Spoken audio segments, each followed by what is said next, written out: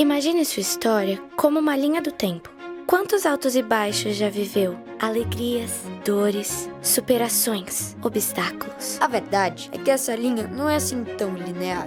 Inúmeros fatores, internos e externos, influenciam o tempo todo nossas jornadas e as tornam únicas e complexas. Mas e se pudéssemos ser responsáveis por um pequeno estímulo, capaz de impactar de forma positiva uma vida inteira? E se criássemos oportunidades de minimizar vulnerabilidades e de alguma forma mudássemos uma trajetória? Acreditamos que sim, isso é possível. E por isso, desde 2003, apoiamos projetos inspiradores, com o objetivo de incentivar o protagonismo social. Acreditamos que podemos gerar um impacto hoje, para que versões cada vez mais felizes dessas histórias possam ser escritas no futuro próximo. Instituto CPFL. Energia que transforma realidades. Muito bem. Muito bom, satisfação imensa, tantos homens e mulheres aqui, né, dentro da galeria, no auditório, nesse espaço que a CPFL há muito tempo ajuda a proteger. Isto é, uma maneira de ser curadora. É interessante porque o livro que Dimenstein e eu produzimos pela editora Papiros, ele não se chama A Era da Curadoria, né, à toa. Você sabe que a expressão curadoria é muito usual que seja utilizada no campo da museologia, né, mas ela serve também cada vez mais para o tema do conhecimento. Afinal, alguém que é curador é alguém que protege, que cuida, que amplia. A tarefa de um curador não é de ser um zelador, que não deixa ninguém entrar e que fecha e tranca. Ao contrário, curadoria é quando você é capaz de colocar à disposição. E aqui, né, seja no auditório, seja quem nos acompanha pela internet, há muita gente que é professor ou professora, como eu. E, nesse sentido, nos habituamos, de uma certa maneira, a trabalhar a relação de ensino como sendo aquela em que a gente detinha um determinado tipo de informação e a passava adiante. E não era quase a percepção de curadoria. Era muito mais a relação ensino-aprendizagem. Hoje, nós, com as novas tecnologias, temos inúmeros meios, fontes imensas de difusão acelerada da informação, o que faz com que a tarefa docente, por exemplo, ou a tarefa de quem forma pessoas na empresa, na comunidade, na religião, que ela tenha hoje a necessidade, né, de dar um passo além naquilo que era só a expressão da relação ensino-aprendizagem. Eu fui alfabetizado em Londrina, que é a cidade na qual nasci, e fui alfabetizado em 1960 por uma professora, que já faleceu há muitos anos, chamada Dona Mercedes. Dona Mercedes era uma pessoa absolutamente encantadora. Nós íamos para a aula todos os dias com uma alegria imensa. Nós tínhamos por ela quase que uma obsessão, porque ela sabia coisas que a gente não sabia. Ela sabia o nome dos 7 primeiros reis de Roma, os 4 latinos e os 3 etruscos. Ela sabia a capital da Tanzânia. Ela sabia o peso atômico do bário. Ela sabia identificar uma mitocôndria. Ela sabia quais eram os afluentes da margem esquerda e direita, né, do rio Amazonas. Ela sabia a diferença entre um adjunto de nominal e um complemento nominal. E nós íamos por uma alegria imensa, porque ela tinha algo que a gente não tinha, que era alguma fonte de informação que poderia ser conhecimento. Mas quando eu estava em Londrina, sendo alfabetizado, em 1960, não havia televisão na minha cidade. Não havia, claro, todo mundo digital que nós hoje temos. Eu quase não ia ao cinema, que era uma coisa rara. Não havia tantos meios de comunicação como nós temos hoje. Isto é, a única fonte de cultura letrada que nós tínhamos de forma direta era a Dona Mercedes. Por isso, a gente ia com um desejo imenso. Nossa relação com ela era uma relação erótica. Ela não era uma relação sexual. Ela era uma relação erótica. Nós tínhamos prazer em assistir a aula, porque ela nos colocava no mundo da natureza, no mundo dos animais, no mundo da geografia, no mundo da topografia. Por isso havia na aula dela um encantamento. Esse encantamento, pouco a pouco, foi sendo reduzido à medida em que Dona Mercedes se multiplicou de outros modos, por intermédio da televisão que chegou, do rádio que passou mais ouvido, né, daquilo que era a revista numa cidade pequena que passou a se difundir E, é claro, nos últimos 20 anos, aquilo que é o mundo digital com a rede mundial. E hoje, ao toque de um dedo, todas aquelas informações que Dona Mercedes dominava e que nos encantava, elas hoje são absolutamente portáveis, são móveis e acessáveis de maneira instantânea. Por exemplo, Dona Mercedes era capaz de nos desafiar com um jogo e dizer algo que é delicioso, que eu até desafio aqui, ela diz assim, 9 frutas que não tenham a letra A. 9 frutas que não tenham a letra A. Isso para crianças de 7 anos, né, é algo absolutamente encantador. E nós começávamos a gerar, né? Então, vamos lá, 9 frutas que não tenham a letra A. Kiwi, pêssego, coco, umbu, banana tem um monte de A. O que mais? Kiwi, umbu, caqui tem, figo. E aí vai, tem muito mais do que 10, muito mais do que 20. Esse tipo de brincadeira, que era algo que ao nos provocar nos deixava um bom tempo em silêncio, pensando naquilo. Hoje, alguém poderia, enquanto ela fazia a pergunta, acessar, né, o seu mobile e rapidamente encontrar ali a informação. A brincadeira perdeu a graça. Dona Mercedes podia se tornar obsoleta, não se tornou. Porque Dona Mercedes, inteligente como era, decidiu que ela tinha que atualizar também ela, o software mental dela. E, portanto, em vez de recusar esse novo mundo que chegava, ela aprendeu a nele estar. Em vez de dizer algo que era apavorante, que era manifestação de uma informatofobia, isto é, uma recusa ao mundo digital, ela também não aderiu ao que é tolo, que é a informatolatria, que é a adoração do mundo digital. Em vez de ter informatofobia ou informatolatria, ela achou que ela precisava trazer para dentro de sala outras coisas que encantassem. E por isso as novas plataformas de conhecimento, elas começaram a ser trazidas no final até da carreira de alguém que já faleceu, mas que nunca ficou desatualizada. Dona Mercedes entendia muito bem o que era curadoria, nesse sentido de colocar à disposição com as ferramentas que se dispunha. No entanto, nós temos um impasse, hoje, especialmente no campo da comunicação. O Gilberto Dimenstein, jornalista, eu sou professor, ambos somos comunicadores, nesse sentido, né, de fazermos da comunicação nosso modo, né, de existência. E a comunicação, nos tempos atuais, ela exige que nós sejamos capazes de não mais apenas tornar disponível a informação, mas permitir que ela tenha qualidade, fazer com que haja mecanismos de seleção, auxiliar a construir critérios para a escolha. Porque hoje nós passamos o tempo todo por um tsunami informacional. Você, por exemplo, quando está aqui, quando nós estamos aqui, ou no auditório, ali na galeria, quantas coisas você não está sabendo que estão acontecendo? Há pessoas que, inclusive, ficam obsessivas, enquanto ela não se conecta o tempo todo e fica sabendo coisas decisivas para a vida dela, como, por exemplo, quanto ganha um jogador de hóquei no Canadá, qual é o nome da mulher que teve trigêmeos no Paquistão, qual é o nome da criança que desabou dentro de um buraco, né, no Chile, qual é o nome do novo animal de estimação do ocupante da Casa Branca. São coisas maravilhosas que as pessoas se ocupam o tempo todo.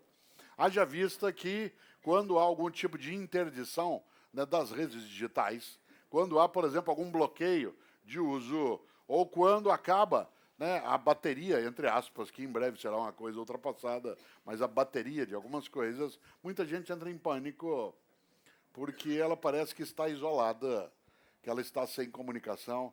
Você pega uma das redes sociais e ela sai do ar. Isso leva muita gente a entrar em desespero. Como que eu faço agora que eu não sei o que a minha amiga está comendo nesse momento? Se a minha sobrinha deu os 3 passos iniciais, qual é a paisagem que eu estou vendo daqui onde eu estou? É interessante porque esse tsunami informacional, ele acaba soterrando a cada um e a cada uma de nós com coisas que não necessariamente têm utilidade. Isto é, que não importam. Mas isso não é exclusivo desse mundo. Porque a escola também soterrou você com muita coisa absolutamente inútil. Se eu perguntar aqui agora, para quem nos assiste, quem está aqui ao vivo, está no auditório, está na galeria, cada um e cada uma aqui estudou pelo menos 15 anos de língua portuguesa. Pelo menos. Se eu perguntar aqui agora, não vou perguntar, mas se eu perguntar qual é a diferença entre um adjunto adnominal e um complemento nominal, você já soube isso um dia? Nunca soube. Você decorou. Lembra uma coisa, conhecimento é inesquecível. O que é esquecível é informação. Não confunda informação com conhecimento. Informação é cumulativa, conhecimento é seletivo. Informação é cumulativa, o conhecimento é seletivo. Aquilo que você esquece não te importa. A palavra importar, e o livro tem um subtítulo, o que importa é saber o que importa. Olha só, a palavra importar significa levar para dentro, portar para dentro, importar. Tudo aquilo que você leva para dentro e fica contigo, e que não vai embora, é conhecimento. Há uma clássica definição, fazendo um parênteses, no mundo da arte, porque muitas vezes se pergunta o que é arte. Várias vezes o Café Filosófico trouxe esse tema à tona, com muita gente que lida no campo da estética, e vale trazer. Há uma pergunta clássica que é o que é arte? E há uma resposta que é muito comum, que diz, arte é tudo aquilo que sai com você e vai embora quando você sai do teatro, quando você sai do museu, quando você sai de uma exposição. O que vai contigo, não como furto, mas como apropriação. Olha a expressão, não como furto, mas como apropriação. Aquilo que você torna próprio, que você torna teu, aquilo é arte. A arte é o que vai contigo na hora que você sai do cinema. Você vai embora na hora que o filme acaba. Conhecimento é o que vai com você quando você sai da aula, do debate, do programa. Interessante, porque a informação é cumulativa e o conhecimento é seletivo. Há pessoas que dizem que navegam na internet. Não é verdade, uma parte não navega, uma parte naufraga. Porque para você navegar, você tem que ter clareza do para onde você vai. Para você navegar, você tem que saber por que é que você está fazendo aquele movimento. E há muita gente que é soterrada no dia a dia por informações de múltiplas fontes, mas não as seleciona. A escola do Brasil, em grande medida, ela foi marcada por uma perspectiva ilustrativa, com um excessivo número de informações, sem lidar, de fato, com aquilo que seria importante. Claro? Importante. Isto é, que pudesse ser levado para dentro. Por exemplo, não é casual que o método de avaliação mais usual no campo da escolaridade é a memória. Isto é, quantos e quantas que nos assistem fizeram provas e avaliações em que se recorria à tua memória e não ao teu conhecimento. Se recorria à tua capacidade de guardar informação. Por exemplo, a pessoa perguntava, o professor ou a professora, quais eram os símbolos do cobre, o símbolo do chumbo, o símbolo do ouro. E você tinha que guardar. Isso permitia, inclusive, uma coisa magnífica, que era a cola. O que era a cola? É um recurso à memória. Professores faziam com que você e eu decorássemos algo absurdo, que era decorar fórmula. Alguém decorar uma fórmula é o equivalente a você, todas as vezes que precisasse de uma régua, ter que construir uma. Não era o uso da fórmula que importava, era sabê-la decor. O que nos induzia, claro, a cola. E nós desenvolvemos tecnologia de cola de alto nível. Eu fui criador, na minha região, né, de um método que foi usado durante muito tempo, que eu aqui partilho, porque hoje não há mais necessidade, né, mas era você pegar uma xícara da mãe, colocar em cima de um papel, né, por exemplo, um papel, né, de escrita, e aí fazer um círculo em volta da xícara, recortar aquele papel, fazendo ali, né, uma bola de papel, cortá-la ao meio, para ela virar dois pedaços de lua, né, e escrever naquela meia-lua tudo que você precisava decorar, grudar uma taxinha nela e colocar sob a carteira. Claro que isso já existia em outros lugares, mas na minha região fui eu que introduzi. Né? E você, como ela ficava encaixada sob a carteira, manipulava com o joelho né, de maneira que eu fosse e voltasse. Eu passava a tarde inteira fazendo isso. Se eu tivesse usado o mesmo tempo para estudar, eu estaria com aquele conhecimento comigo. Como eu não estudava, eu apenas criava um modo de decorar a informação, aquilo foi embora no papel que foi embora. Pode até funcionar para você ter uma nota, para você poder passar em alguma atividade, mas não é conhecimento. Afinal de contas, insisto, conhecimento é algo inesquecível. Você aprendeu a fazer arroz, você nunca esquece. Você perde a prática. Você aprendeu a andar de bicicleta, você nunca esquece, você pode perder a prática. Você aprendeu a construir um poema, você pode não esquecer, mas você perde a prática, mas não esquece. Conhecimento é inesquecível. E nesse sentido, quando a gente altera a percepção sobre a diferença entre informação e conhecimento, a própria percepção de escolaridade, pegando um dos modos de educação, ela exige uma alteração na sistemática de avaliação. Por exemplo, se eu trabalho com a ideia de conhecimento como aquilo que vai servir para operar a minha vida, fazê-la funcionar, o conhecimento como solução de problemas, o conhecimento como uma maneira de existir de modo mais consciente, mais nítido, menos alienado, a informação ela será só a base para o conhecimento. Nesse sentido, até a avaliação tem que ser alterada. Por exemplo, eu sou professor de filosofia. Durante muito tempo, quando eu dava aulas na graduação na universidade, eu nunca fiz prova sem consulta. Nunca. Nunca. Todas as minhas provas eram com consulta, inclusive eu admitia que o colega consultasse o outro colega. Por quê? Eu jamais perguntaria numa avaliação o que estava escrito no livro, inclusive porque estava escrito no livro. E se já estava escrito, o que me importava que alguém dissesse que já estava escrito? Era só olhar o que já estava escrito. O que eu perguntava era a conexão daquilo com a vida da pessoa.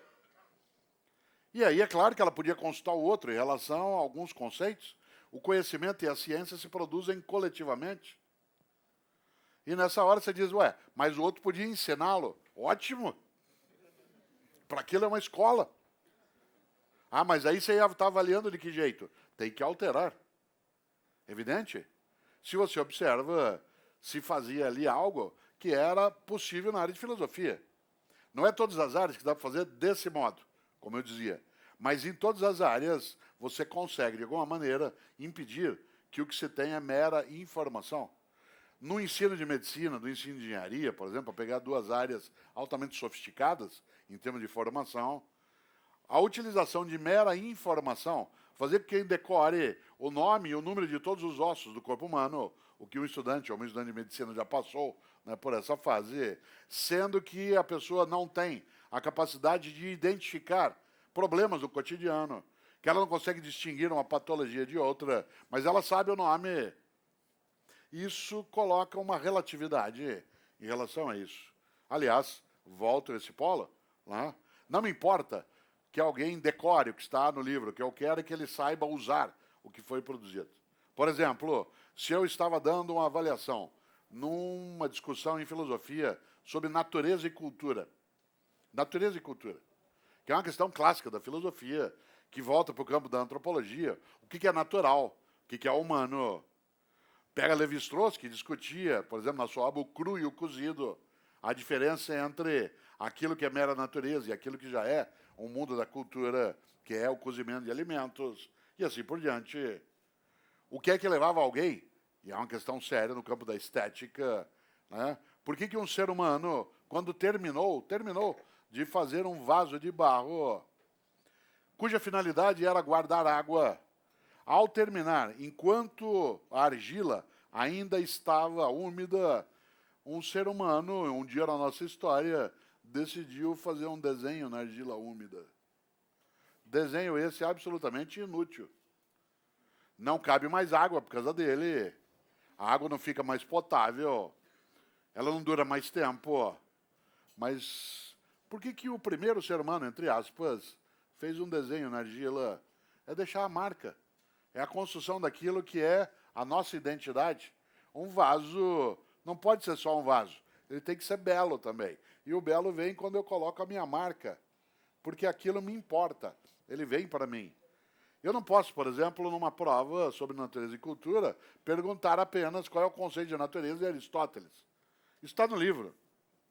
Eu preciso lidar de outro modo com isso. Por exemplo, perguntar algo: existe sanduíche natural? Essa é uma questão séria na filosofia. Você diz, é óbvio. Ah, é? Onde? Em que lugar a natureza oferece sanduíches? Ah, não, mas é que ele é feito por coisas naturais. E o que é natural num sanduíche natural? O alface por nós plantado? Ou ele foi objeto de coleta, estava ali, você foi lá, passou e pegou? Um pão feito naturalmente, com trigo plantado, moído, trabalhado. Maionese. Frango desfiado, absolutamente natural. Existe sanduíche natural. Isso é uma questão. Isso dá uma prova maravilhosa sobre natureza e cultura. O que é natural? O que é cultural? Interessante. Isso significa que você começa a lidar com as pessoas no cotidiano. E começa a fazer algo que a filosofia, como o ensino, precisa fazer, que é introduzir também a possibilidade da dúvida. A dúvida. A curadoria não é aquela que passa a certeza. A ciência se constrói, em grande medida, a partir da dúvida, porque a certeza é reiterativa. Você fica dentro de onde já estava. É a dúvida que faz avançar. Será que isso é só desse modo? Como cantava Renato Russo, por que o céu é azul? Essas questões, que são questões infantis, num determinado momento, elas são exatamente o que faz com que a ciência dê os seus passos, isto é, o indagar, o colocar questões.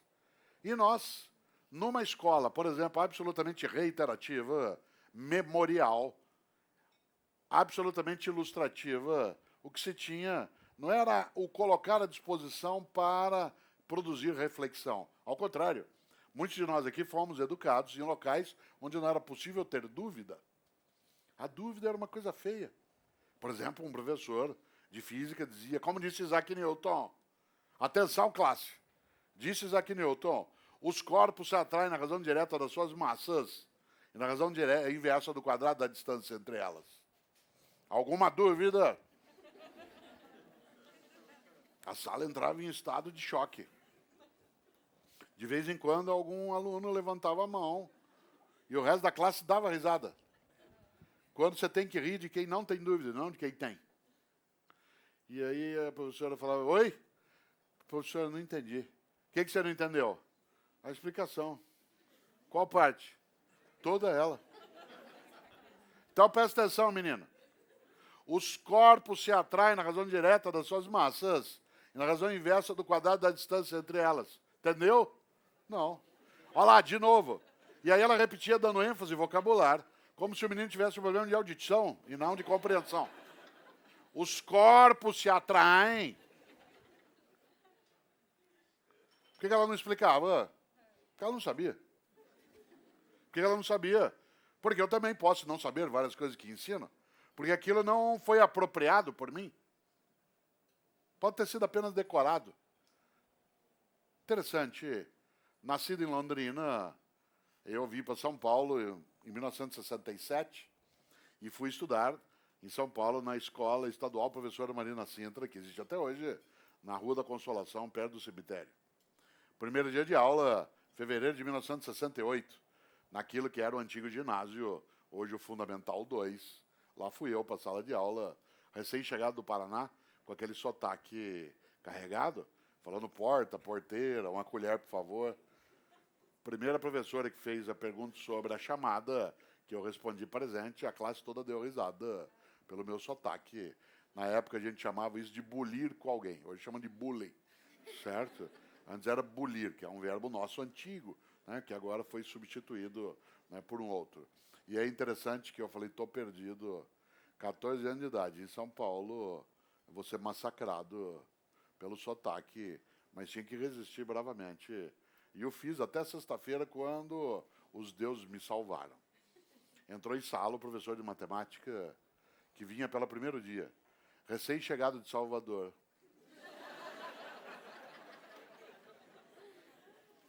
E disse a frase salvadora para mim, disse, e meu nome é Edson, professor muito bom.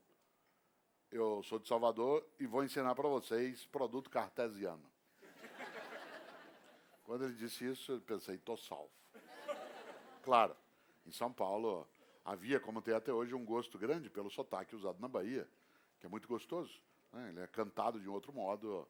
E aí, esse professor passou a nos ensinar um dia, ensinava ele produto cartesiano, função de x, coordenadas e abscissas, falava ele da fórmula de cálculo da raiz do delta. E ele disse a fórmula de cálculo da raiz do delta, e eu, aos 14 anos de idade, fiz uma pergunta absolutamente impertinente. Eu levantei a mão e disse, professor, para que serve isso? E ele disse algo que nunca esqueci.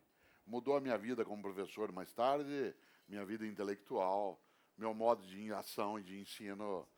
Eu perguntei, para que serve isso? E ele disse, um dia você vai saber. E ao ser informado disso, eu tomei a decisão inteligente de um ser humano aos 14 anos. Me desinteressei pelo assunto e falei, eu vou esperar esse dia chegar. E até hoje eu não sei. Eu sei a fórmula. B2 menos 4AC sobre 2A e mais alguma coisa. Para que serve? Não sei. Por quê? Porque eu não fui para uma atividade em que isso fosse necessário. Não me importava. E ele conseguiu que me importasse menos ainda. E por que ele não me explicou? Porque ele não sabia. Porque para ele também aquilo era uma informação e não um conhecimento. Talvez se ele soubesse, ele me diria, menino, você pode na sua vida ser um profissional que vai lidar, por exemplo, na área de saúde, com epidemiologia, estatística, isso vai ser importante. Ou você vai atuar na área da engenharia, de atuariais, você vai ter que fazer no campo da estrutura de cálculo, você vai trabalhar com planos, arquitetura, na produção, design. Ele poderia me dizer que quando a gente sai para uma viagem, a gente não sabe como é que vai estar o clima de maneira direta e o que vai precisar, e a gente leva algumas coisas que vai usar, outras não. Mas o que ele tirou de mim? O interesse. Isto é, o que importa é saber o que importa. E o que é que importa? Aquilo que está no meu ponto de partida. Aquilo que está no meu cotidiano. Paulo Freire foi tão nítido em relação a isso, quando disse que você tinha que fazer a leitura do mundo para chegar até a leitura da palavra. Que as pessoas, para serem ensinadas, precisam ter no ponto de partida aquilo que está ligado à vida delas. E aí você chega ao que é preciso saber. Por exemplo, alguém tem que saber o nome dos 7 primeiros reis de Roma, os 4 latinos e os 3 etruscos. Claro, é uma informação histórica para você compreender alguns movimentos. Mas isso é ponto de chegada, não é ponto de partida. Não é daí que você parte, você chega aí, movimentando o raciocínio, a reflexão. A discussão sobre natureza e cultura, sobre o fundamento da verdade. Por exemplo, pergunto eu numa sala, uma árvore que caia sozinha agora, sozinha, numa ilha isolada no meio do Amazonas, quando cai, faz barulho. A tendência é dizer, claro. Você diz, como você sabe? Ah, mas é que a árvore quando cai faz barulho, mas você viu todas. Não, é as árvores que eu vi fazem barulho, ué. Então você conclui que as que você viu fazem barulho. Onde está o ruído? No teu ouvido? Ou na árvore que cai? Uma borboleta que voa e agora, sozinha, sem ninguém, numa ilha isolada da Polinésia, tem cor. Óbvio. Cuidado com o óbvio. Não necessariamente. Não, mas toda borboleta tem cor. Ué, mas nós não vimos todas. Qual é o nosso critério? É quantitativo? É por média? É por mediana? O fundamento da verdade é uma questão séria. De onde vem a força da nossa certeza? Se Cortella, se começar a fazer isso, vai produzir uma confusão imensa. Bom, uma parte do conhecimento vem quando você derruba algumas certezas que são frágeis. Por isso, o lugar da dúvida. Alguma dúvida? Como se a dúvida fosse proibida. Milor Fernandes, estupendo pensador brasileiro, dizia, se você não tem dúvidas, é porque você está mal informado. Claro. Você diz, ué, isso com curadoria. Porque o curador, a curadora, a pessoa que ajuda a formar outras pessoas e que se forma, ajuda a formar outros e que se forma, tem que dar lugar também para a dúvida. A curadoria não é a transformação de alguém, de ignorante em alguém ciente. Não é aquilo que Paulo Freire chamava de educação bancária, que é a suposição de que, por exemplo, um aluno, uma criança, é alguém que é uma cabeça vazia e que nós vamos preenchendo e colocando pouco a pouco, como se fosse uma conta bancária, que você vai depositando, e vez ou outra você faz uma prova, quer ver se vem fundo ou não no cartão. Claro que não. É a possibilidade, por exemplo, de trazer também à tona, não só as certezas, mas também aquilo que duvida, aquilo que espanta, aquilo que sai do óbvio. A curadoria de um conhecimento, seja na empresa, seja na escola, seja na mídia, é a possibilidade também da suspeita. A ciência, insisto, se constrói a partir, no movimento de avanço, da dúvida. Claro que a ciência tem que ter certeza, mas ela não pode só ter certezas, porque senão ela é só reiterativa. Senão nós ficamos o tempo todo prisioneiros do mesmo. A mesma praça, o mesmo banco, o mesmo jardim, as mesmas flores. Esta ideia coloca, portanto, a percepção da era da curadoria como aquela que abre a possibilidade para outras possibilidades. Isso, claro, o mundo digital favorece imensamente à medida mesma em que ele aumenta de forma estrondosa as fontes. E nessa hora nós não podemos esquecer o quanto que é importante a possibilidade de, nesse mundo que tem, como eu dizia, um nível absurdo de informação do ponto de vista quantitativo, a necessidade até de suspeitar dessas fontes. Por exemplo, a internet é confiável? Ela é confiável o tempo todo. Se diz, mais um livro era confiável, mais confiável do que as plataformas digitais, por uma razão. Pela própria plataforma em si ser mais durável no tempo, por ela ter base física, por ela ser átomo e não bits. Ela tinha a possibilidade, essa plataforma, de ser por mais tempo checada, isto é, adensada. Hoje, o nível de velocidade da plataforma digital traz, por exemplo, discussão sobre a credibilidade em relação à informação. Você e eu sabemos o quanto é possível que qualquer um de nós edite coisas no mundo digital. Se fala em democratização da informação, mas também há uma banalização da edição também da informação. Há muita coisa que é absolutamente tola. Se você sabe disso, o número de frases que são atribuídas a grandes pensadores que circulam no mundo digital e que a eles não pertence. Há inúmeras frases na internet de coisas que eu nunca disse. Algumas eu deveria até ter dito. Algumas até me honro de supor que fui eu que disse. E aquilo vai repicando. E como diz Cortella, a vida é muito curta para ser pequena. Eu disse isso numa palestra e num livro, mas a frase não é minha, é do Benjamin Disraeli, grande primeiro-ministro da Rainha Vitória, que um dia disse isso. A vida é muito curta para ser pequena. E como eu disse isso numa palestra, alguém ouviu. Eu citei o Disraeli. A frase começa a circular como da minha autoria. E eu já encontrei isso citado em trabalho acadêmico, né? Como uma frase minha. E tem outras coisas que eu não disse e deveria ter dito, e algumas que eu nunca diria. E que alguém acha que eu diria. E aí me atribuiu a autoria. E vale isso em relação a uma série de circunstâncias. Isto é, há algo decisivo para os nossos tempos na curadoria, que não é só a disponibilização da informação, mas o auxílio à construção de critérios de seleção. Vou voltar àquele ponto. Não se confunda informação com conhecimento. Comer bem não é comer muito. Comer bem é comer de forma selecionada. Quem não tem critério não se alimenta bem. Hoje nós temos uma coisa magnífica, que é o self-service. Você entra num lugar que é self-service, você tem 15 tipos de salada, 20 de pratos quentes. Quem entra, olha aquilo e fala, nossa, que abundância. Mas se ele não tiver critério, ele se perde. Ele vai lá, pega várias saladas, na hora do prato quente, mistura carne de porco com carne de frango, com salmão. Pega estrogonofe e joga batata palha em cima. fica com um prato sem nenhuma identidade. Quem não tem critério, nem alimentar-se corretamente o faz. Por exemplo, o Brasil criou uma coisa que para alguns é horror, outros não. Há pessoas que não apreciam, que é o rodízio. Rodízio de carnes.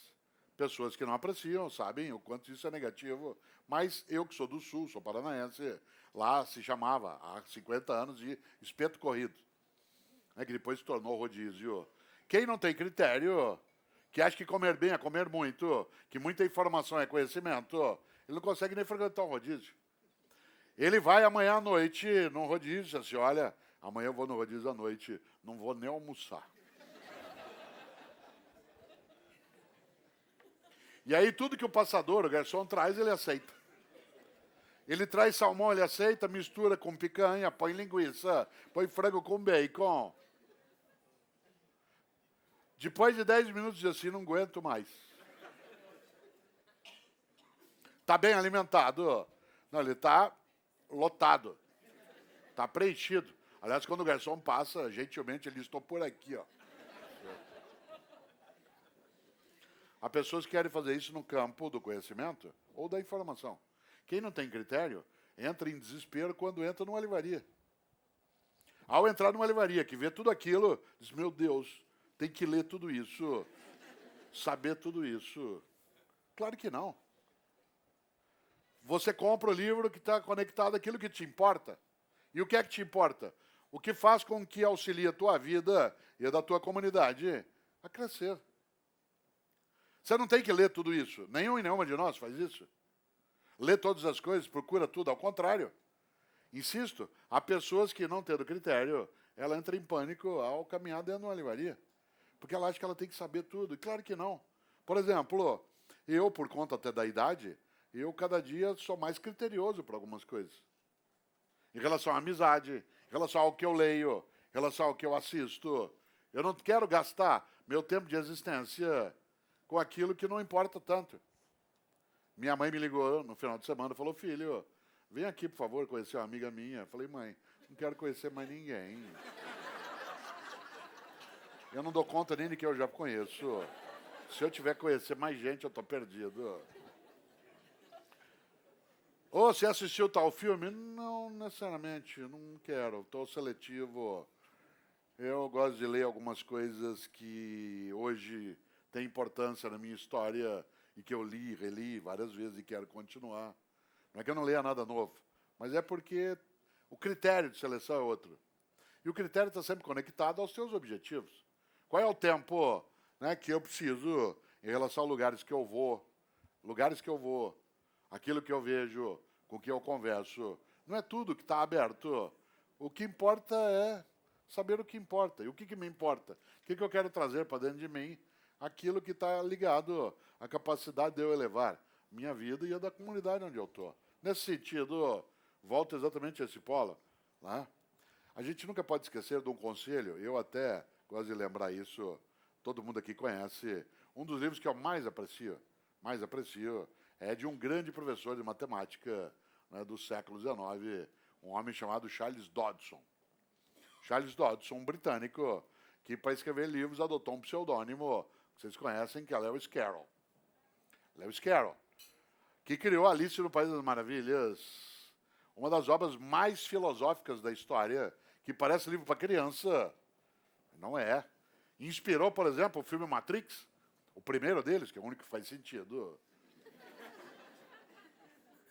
Alice, Matrix começa do mesmo modo, porque Matrix coloca algo que é uma filosofia funda, em forma de cinema. O que é a realidade? A realidade é aquilo que se vê, aquilo que se sente. Isso não pode ser uma mera ilusão. Claro que essa percepção filosófica não pode viver contigo o tempo todo. Há uma história clássica na filosofia que diz de um filósofo chinês que um dia dormiu e, enquanto dormia, sonhou que era uma borboleta. E no sonho dele, a borboleta também dormiu. E sonhou que era um filósofo chinês. E aí ele acordou. Quem acordou? E quem acordou o quê? Isso serve para a filosofia questionar e indagar, mas não serve para nós vivermos assim o tempo todo. Porque nós precisamos de certezas, mesmo que provisórias. certezas provisórias têm um nome em ciência, hipótese. Nós precisamos de certezas provisórias à medida em que, senão não se avança. Mas certeza provisória é provisória. Isso no campo da ideia, da convicção, da ciência. Quando não é certeza provisória, é dogma. Sai do campo da ciência, entra no campo da religião fechada. Na ciência, e portanto, nos saberes, como a filosofia e a teologia, entendida como ciência da religião, e não apenas como religião, vale a possibilidade da suspeita. Volto eu a esse polo. No Matrix, você coloca isso em cena.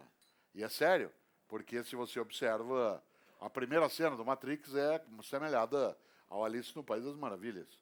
Vocês se lembram que no Alice a menina brincava no jardim, viu um coelho branco, saiu correndo atrás dele e caiu num buraco e foi para um lugar que ela não sabia onde estava. Que é mais ou menos como nós quando nascemos. Certo? Interessante, porque a primeira cena do Matrix é essa. Lembra-se da cena? Keanu Reeves, que faz o Neo, novo em latim, né? É o Neo, está diante de uma tela de computador e começa a piscar na tela Follow the White Rabbit. Siga o coelho branco. E aí, nessa hora, toca a campainha, ele vai abrir, tem um grupo de pessoas, entre elas uma mulher, uma moça com um coelho branco tatuado. E aí começa uma aventura estupenda sobre o que é verdade ou não. Por exemplo, a rainha louca, o coelho que parece a gente, estou atrasado. A lebre maluca, tem coisa para todo lado. A rainha, que uma hora ali está com ela, parece às vezes nosso país em algumas situações. A rainha está com a Alice está presenciando com a rainha uma execução, uma decapitação. A pessoa está perdendo a cabeça, literalmente. E a Alice vira para ela e fala assim, o que ela fez? Falou, não sei. Falou, como não sabe? Falei, então, hoje vai ser a execução, amanhã vai ser o julgamento, depois da manhã vai ser o crime. Ela falou, mas isso não faz sentido. Falei, aqui faz. Aliás, no Alice Atrás do Espelho, ou Através do Espelho, que é uma outra obra do Lewis Carroll, tem uma conversa entre Alice e o Humpty Dumpty, em que ele está dizendo algo a ela e uma hora Alice diz, mas as palavras não significam isso. E o Humpty Dumpty diz, não importa o que as palavras significam, o que importa é quem é o Senhor. O que importa é quem manda. Aí a palavra vai significar o termo que ela tiver. Ora, Lewis Carroll, professor de matemática, um homem que construiu, a partir da matemática, algo decisivo, que é a literatura. Lá uma personagem maravilhosa, que todos conhecem, minha predileta, que é um gato. Um gato bonomônico, sossegado, maravilhoso, que aparece e desaparece, às vezes vem só o rabo dele, às vezes só, né, o sorriso. E a Alice, vocês lembram da cena clássica, a Alice está perdida, ela não sabe onde está. E uma hora ela vê o gato no alto da árvore, só o sorriso do gato. Ela olha para ele e fala assim, por favor, o senhor pode me ajudar? O gato falou, claro. Ela falou, para onde vai essa estrada? O gato fez a grande pergunta da vida, que é, para onde você quer ir? Ela falou, não sei, eu estou perdida. O gato falou, para quem não sabe para onde vai, qualquer caminho serve. Para quem não sabe para onde vai, qualquer caminho serve. Por isso, no que se refere à comunicação, ao conhecimento, a grande discussão é, para onde que a gente quer ir? O que você quer com isso? O que nós queremos, por exemplo, na formação de pessoas dentro do território escolar? Qual é o conhecimento que importa? Quando eu era secretário de Educação na capital, deu para fazer uma discussão com uma parte das professoras, a Rede Municipal de Ensino de São Paulo é extremamente qualificada, ela já o era antes do governo que eu participei, e ela pôde dar outros passos ali. Mas uma coisa boa é que eu gostava de discutir com parte das professoras, e eu estou falando professora, porque quem não é da área aqui talvez não saiba, mas 93% de quem atua em educação escolar no Brasil é mulher. Né? De cada 100 pessoas em educação escolar, 93 são mulheres. Então, é uma profissão ainda essencialmente feminina, né, no Brasil. Por que feminina? Porque secundária na visão. Então, profissões que são consideradas femininas são aquelas que são consideradas secundárias. Fonoaudiologia, nutrição, enfermagem, magistério. Né? É difícil. É difícil você ter, por exemplo, uma mulher psiquiatra, uma mulher cirurgiã cardíaca. É difícil. É um país que fala ainda, né, nos passos de igualdade, mas ainda cria, né, alguns clusters que são muito isolados. A área de educação, ela carrega um pouco isso. Não é para todos os países do mundo. Há países em que o maior número de professores pessoas na docência é composta de homens, né? Mas aqui, esse mundo... E eu discuti com os professores o seguinte, não deem tarefa para casa no ensino fundamental no final de semana. Não deem tarefa para casa no final de semana. E aí qual era a pergunta que se fazia? Mas e como é que vai caber a matéria? A pergunta é o que tem que caber? Qual é o conteúdo que tem que caber? Como é que você seleciona? O que você vai ensinar, por exemplo, no fundamental? Tudo? Tudo o quê? Para quê? Ah, mas se eu não der tarefa, aí não dá tempo de dar o conteúdo. Mas como é que você selecionou esse conteúdo? Se o conteúdo é seleção, eu sou um professor de filosofia, o que eu vou ensinar durante um semestre? Eu preciso fazer uma escolha. E toda escolha tem dentro dela uma abdicação. Eu vou ter que selecionar, num curso de filosofia, determinados temas, textos, que importem para aquele tipo de projeto. Eu não posso dar tudo o que tem que ser dado. Por exemplo, uma parte de nós estudou matemática, que é a mais humana das ciências. A matemática é a mais humana das ciências, porque ela é absolutamente criação humana, é poesia pura. Tudo que a matemática lida não existe, é invenção humana. Você nunca viu uma matriz ou uma derivada sentada tomando uma água. Você nunca viu um triângulo isósceles andando em algum lugar. A matemática lida com pura abstração. Existe a maçã. Existe duas maçãs, mas não existe o dois. Existe o igual, mas não existe o sinal de igual, vivo. A matemática é criação humana e ela foi ensinada para muitos de nós como suplício. Por que suplício? Porque é desvinculado da nossa vida. Que nem física. Até hoje, alguns ensinam na área da física, o aluno tem que aprender como é que se calcula a trajetória de uma bala de canhão, que tem tudo a ver com a existência dele. Ou, problema, 2 pedreiros constroem um muro e fazem 2 metros por dia. Quantos metros construirão em 5 dias? O que isso tem a ver com a criança? Numa cidade grande. Vai dizer assim, não, mas é bom porque ela aprende a fazer muro. Se ela for uma feitora de muros, ou tiver numa região onde isso é, Paulo Freire chamava isso de tema gerador, ajuda. Agora, essa abstração, a tarefa da curadoria é impedir, por exemplo, que você e eu, ou dificultar que você e eu fiquemos iludidos com aquilo que é mera ilustração. Isto é, que nós sejamos capazes de suspeitar, acumular e procurar sozinho, ter autonomia em relação ao conhecimento.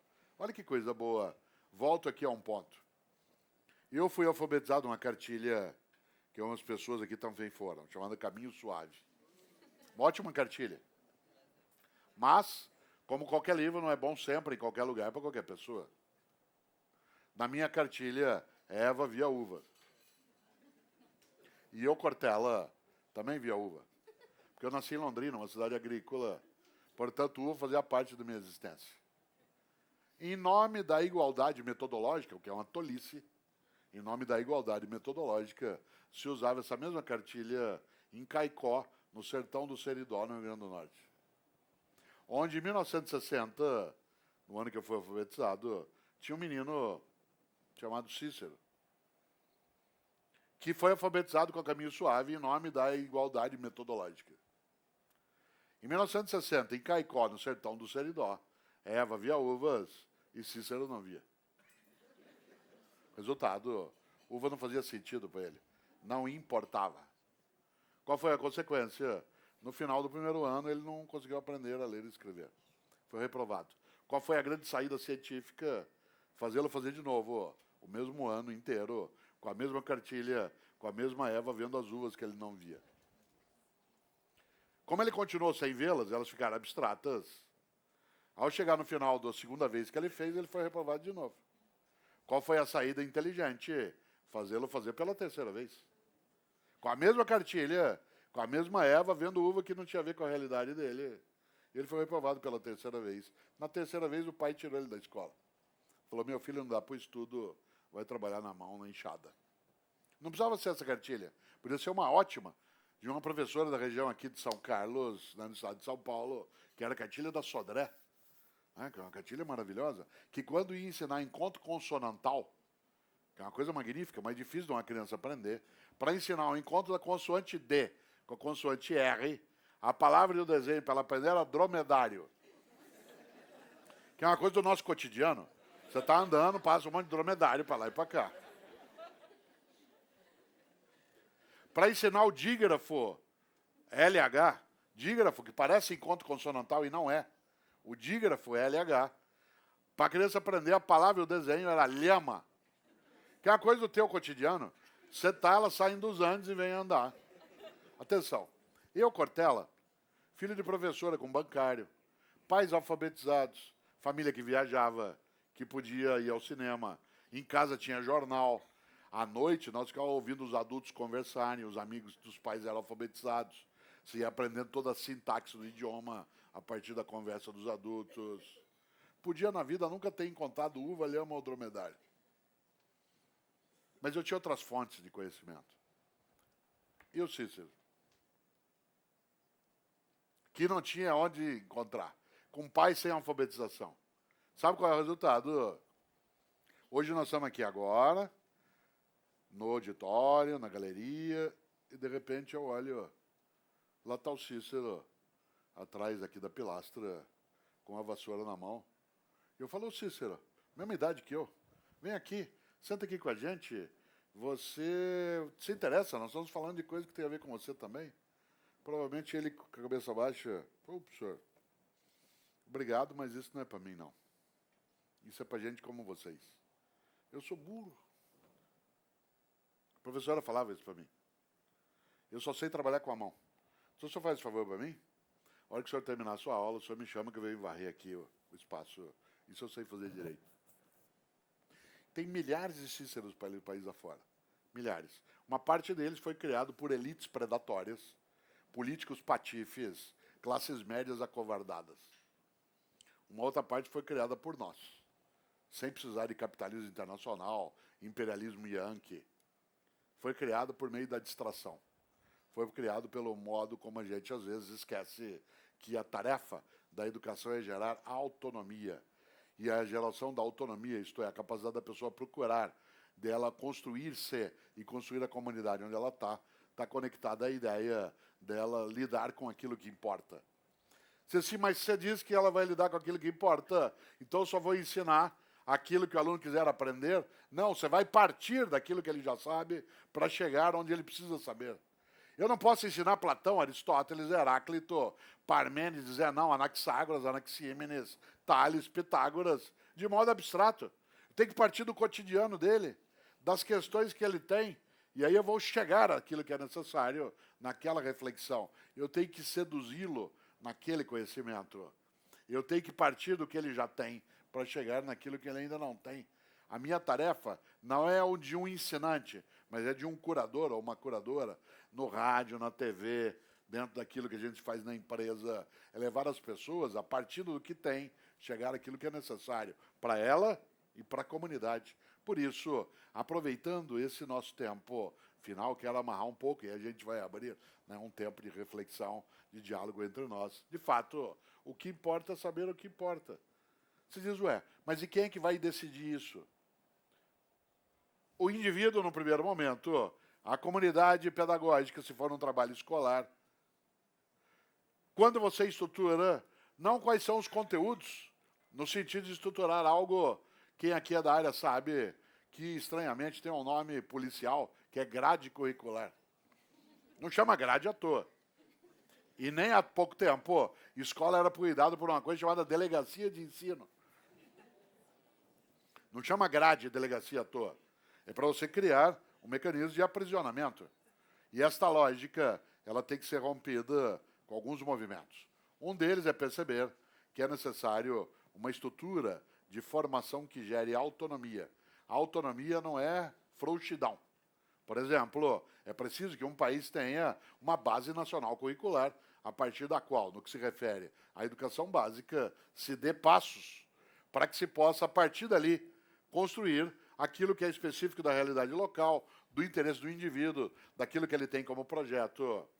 Ciência não pode dispensar uma base comum de formação, mas uma base comum é diferente de uma amarração constrangedora numa única direção. Por outro lado, uma coisa é uma base nacional curricular, outra coisa é a metodologia de ensino. E essa metodologia, eu não tenho dúvida, ela tem que partir daquilo que é sabido para chegar àquilo que não se sabe. Por exemplo, eu sou professor há 42 anos. Aqui lendo meu currículo, professor titular de universidade, doutorado, etc, etc. Mas o aluno que tem aula agora comigo, por exemplo, na universidade, ele não conheceu Ayrton Senna. Quando ele nasceu, o Senna já tinha morrido há alguns anos. Ele não tem ideia do que se fala do indivíduo, do esforço, da prática no esporte, daquela... É outra lógica. Meu aluno não tem nenhum tipo de conexão com o atentado às Torres Gêmeas. Porque quando ele nasceu, as Torres Gêmeas não tinham ainda sido derrubadas, mas quando ela foi derrubada, ele tinha 3, 4 anos. Cada pessoa aqui que nos assiste, ou está sentada agora, tem aquilo como memória. Cada pessoa aqui sabe onde estava e o que estava fazendo naquela terça-feira, 11 de setembro de 2001, 8h15 da manhã. Para você é memória, para ele é história. Ele leu sobre aquilo. Diz, ué, isso conosco. Como é que eu ensino filosofia para alguém que está numa outra realidade? Você diz, não, ensina qualquer coisa. Não posso. Aí eu vou, eu dou um passeio e vou até aquilo que é o passado e trago a força. Não. Eu tenho que partir da música. Eu tenho que ouvir, eu tenho que aprender. Só é um bom ensinante quem for um bom aprendente. O curador não é aquele que já sabe.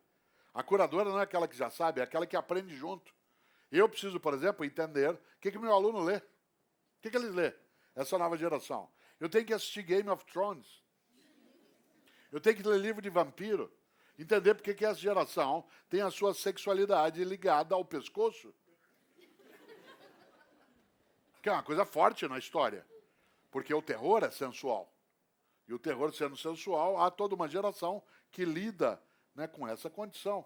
Por que eu estou lidando com uma geração que tem dificuldade na compreensão de conceitos escritos e que precisa usar imagem de novo?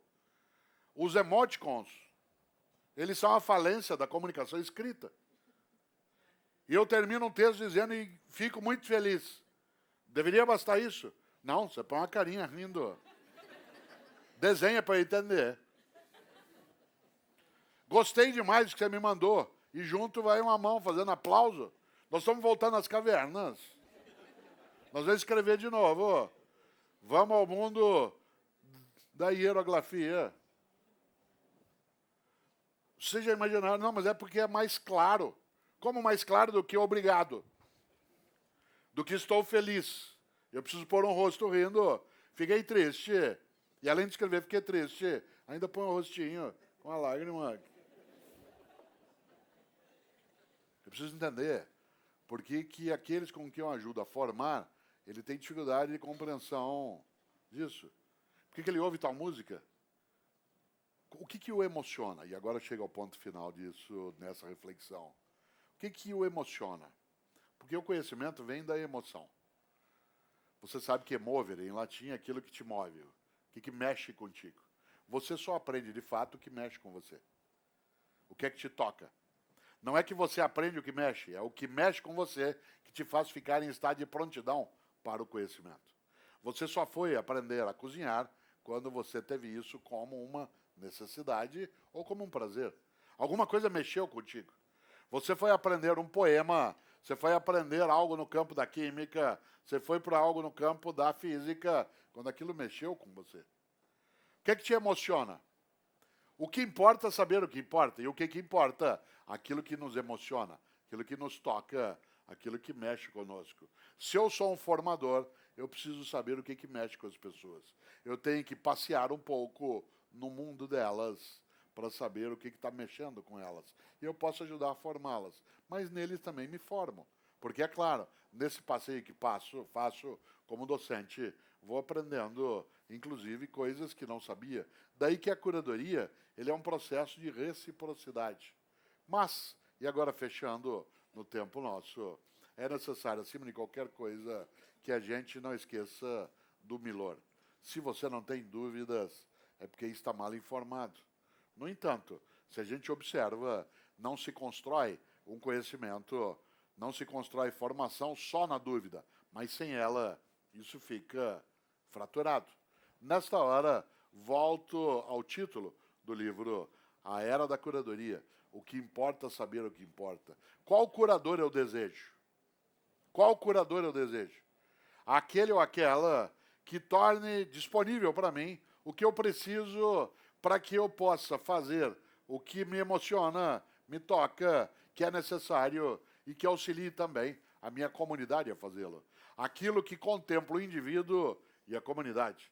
Não é só o indivíduo, não é só o disperso na comunidade, mas que trabalhe com essa dupla conexão. Nesta hora, aquele ou aquela que se dispõe na área da comunicação, na área da docência, na área da formação empresarial, a fazer o que se chama de formação de pessoas, precisa perceber o quanto que o conceito de curadoria está conectado, e aí eu vou fechando, ao sentido original até etimológico, porque a expressão cur, né, em latim significa cuidar. Cuidar. Por isso, procurador. O procurador. Curar algo é cuidar. Há uma palavra aí maravilhosa que vem de cura também, que é curioso. Curiosa é a pessoa que cuida de algo, que fica atrás daquilo. Claro, nós perdemos uma parte da curiosidade em relação a algumas coisas e hoje temos outras curiosidades. Mas a ideia de curador é aquele que cuida. Cuida do quê? Cuida para que nós sejamos capazes de não ter um conhecimento que não é conhecimento, que é mera abstração, que é informação, que é só acúmulo e que serve para nos levar a algo que, em grande medida, às vezes, a formação leva, que é o espírito de Cristóvão Colombo. Colombo, quando partiu, não sabia onde ia chegar, e quando chegou, não sabia onde estava. E uma parte das pessoas se movimenta nessa direção. Por isso, volto ao ponto. Será que eu preciso saber todas as coisas? Claro que não. Uma pessoa sábia não é aquela que tudo sabe, é aquela que sabe o que é necessário saber para que ela viva de maneira elevada e a sua comunidade também. Conhecimento é partilha. Eu tenho um hábito, quando eu vou autografar algum livro meu, eu sempre coloco nele uma virtude. E no livro, né, A Era da Curadoria, eu escrevo repartir. Porque curadoria é a capacidade de partilha, né, a possibilidade de você construir aquilo que ajuda ali o indivíduo e o coletivo.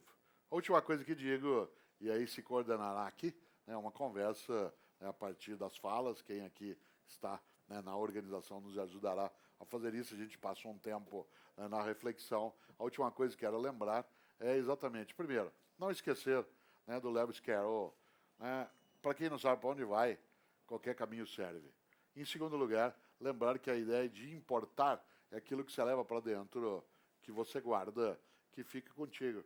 Tal como um dia Drummond, né, no seu poema Memórias, termina dizendo: pois as coisas findas, muito mais que lindas, essas ficarão. As coisas findas, muito mais que lindas, essas ficarão. E o conhecimento, ele é algo que é vivo, ele não pode ser congelado. Por isso, desejo que quando cada um e cada uma de nós olhe a nossa tarefa na formação nossa e de outras pessoas, que a gente seja capaz de fazer algo decisivo, que é uma biópsia do que fazemos. Há pessoas que, quando falam sobre formação e educação, só fazem autópsia, só identifica a causa-morte. E isso de nada nos adianta. É preciso fazer autópsia, jamais. É preciso fazer biópsia. Na autópsia, você só diz, ó, não funciona, não dá certo. Na biópsia, você pega uma coisa viva, vê o que ela tem de problema e procura corrigi-la para ela continuar viva. Por isso, a era da curadoria exige cada vez mais biópsia e menos autópsia. Se você não tem dúvidas, é porque está mal informado. Por isso, pergunto eu, num lugar de gente inteligente, alguma dúvida? Obrigado.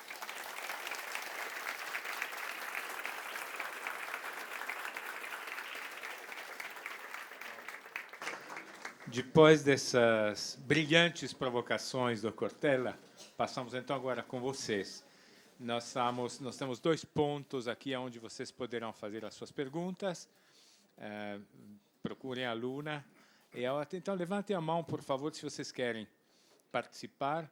Procurem serem objetivos para que todo mundo possa participar. E vamos começar com a internet. A primeira pergunta vem da internet. Boa noite, professor. Além da galeria e do auditório, o Café Filosófico está sendo transmitido ao vivo também pela nossa página no Facebook e pelo site do Instituto CPFL, onde cerca de 800 pessoas nos acompanham aqui online, inclusive algumas salas de aula. Tem duas perguntas de professoras bem parecidas, então eu vou fazer as duas juntos. A Cláudia Costernaro, que é do Paraná, inclusive, ela já responde, ela pergunta e já dá uma sugestão de resposta. O que fazer quando os professores não sabem se tirar do abstrato, porque eles também têm as informações como informação e não como conhecimento? É necessário quebrar os paradigmas, necessário mudanças inicialmente no Estado e na docência com responsabilidade. E a Adélia diz que gostou muito do título do livro e das críticas feitas aos conteúdos escolares, muitos deles inúteis, entre aspas, no cotidiano. Mas, como você mesmo disse, há muitos cotidianos. Eu fui um Cícero por muito tempo e hoje, como professora, não tenho autonomia para mudar o currículo escolar. Minha pergunta, da Adélia, no caso, na área da educação, quais medidas precisam ser tomadas para que cotidianos sejam mais iguais? Duas grandes questões. A segunda delas, em relação à autonomia docente. Nós não temos uma obrigatoriedade exclusiva, nem nas redes públicas, em relação a não ter flexibilidade. Mesmo que haja normatização em algumas redes, ainda assim há um espaço para a autonomia do projeto pedagógico da escola. O que não posso é querer eu, Cortella, por exemplo, num grupo de docentes de disciplinas diferentes, fazer apenas o que eu quero fazer na minha atividade, desconectado do projeto pedagógico. A educação é um ato coletivo, e ela tem que ter um projeto pedagógico coletivo naquela unidade que refira, se for uma rede, o espírito da política pública. Por isso, de fato, há alguns dirigentes na área de educação que são constrangem para que não haja essa autonomia.